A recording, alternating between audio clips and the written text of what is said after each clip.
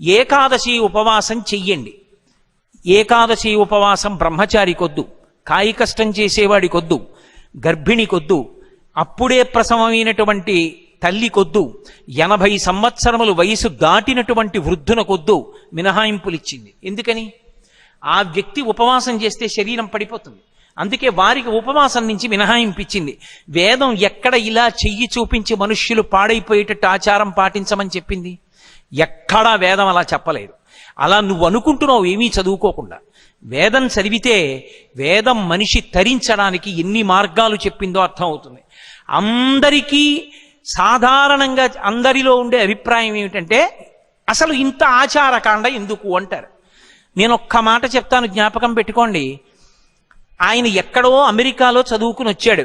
ఒక గోరు చుట్టు వేసినప్పుడు వచ్చినటువంటి పుండు కొయ్యడం ఆయనకి అలవోక, కోసేయగలడం.